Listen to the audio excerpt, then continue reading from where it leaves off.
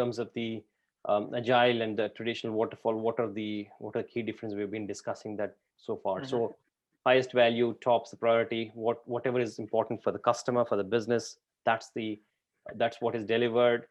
And here it takes like at least 2-3 years for us to deliver something, and they can't get something which is, which is the first cut, or no MVP concept, no minimum viable product, no minimum marketable product concept with traditional. So they pay, and then the first thing that they would get, first time they would get to look at what is the product, is perhaps after about a good year, 2 years later. Until then it's all documents. Whereas with agile, working software, working product is your deliverable. So you deliver, and it's not as if, it doesn't mean that there are no documents within agile, within documentation. It still is document, paperwork is still there, but it is minimal, it's very lightweight processes, very lightweight documentation.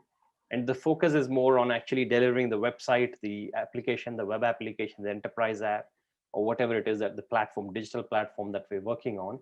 That's the one that we're going to work on it, and that's what we're going to show to the customer ASAP, instead of just bombarding them with too much of documentations.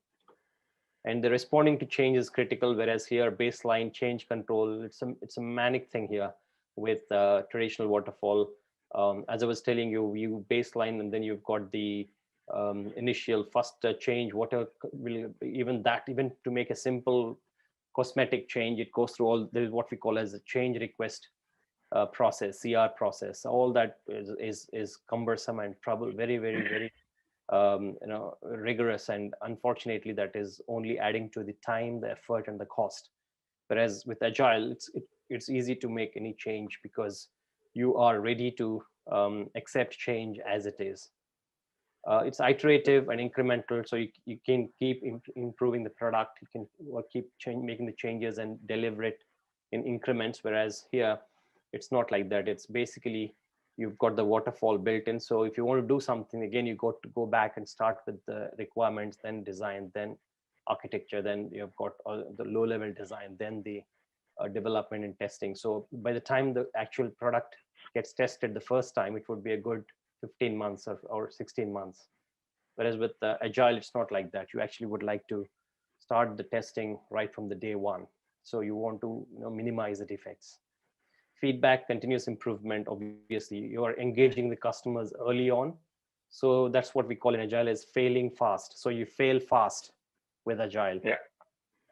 So the sooner that you fail, the better, and there are more chances that you have got to rectify the defects and improve, and then proactively make the changes, so that you can make sure that it's successful the next time around. Whereas with waterfall, it's not like that. It's, you're failing at the end, which is after almost a good 2 years, isn't it? So at the end of it, you show it to the customer, and they say, oh, no, this is not what we want. I want this, I want that, that's changed, this change. And then they say, well, to be honest, this is all total flop show, because this is completely different from what we wanted 2 years ago, because everything changes, right? So it's not static. It's not the perfect world where everything is static and doesn't undergo any changes. Everything, unfortunately, goes through a change, and 2 years is a long time. And that's why it's bound to fail, all these traditional waterfall, because you're not really engaging the customer actively, understanding the changes, and then trying to adapt your product to accommodate those changes in the traditional waterfall type. Whereas here with agile, it's the other way around. We flip the pyramid. We make sure you give us changes, you throw it at them. Yeah, ready, come on, give us changes. And then we will actually work on the changes, because it's all directed towards making the customer happy. And we keep the customer engaged all the way through, right from every week we show what we have got. So the customer is totally engaged, completely glued in and clued in into what is happening on the team, in terms of what is happening with the product. So they know, they're totally aware, totally engaged. So any decisions that they take, they take it with full confidence, that with full understanding of where we are going. Whereas with waterfall, it's not like that. So they go through all these things that, like in the dark room, we go through all the stuff, we do the stuff, the design, the development, testing, and then only when it is ready, that's when we push it out. And that would be a good 1 year by the time we actually show the first cut. And by that time, as I said, 100 things would have changed. And small but integrate teams are the mantra of Agile. So that's what is important. You need to have that kind of close knit teams who bond well, who've got that kind of agility and nimbleness that they have got. Small, if you're small, you can move faster. With Waterfall, it's not the case. It's too cumbersome. A lot of departments involved, not teams. I mean, if you want to take a decision, you've got like 100 people to run this through, get their paperwork done, and a lot of reviews, approvals. It's madness there with this with the traditional waterfall. So that's again another problem with, and that's why we don't talk about a department within Agile. It's a team.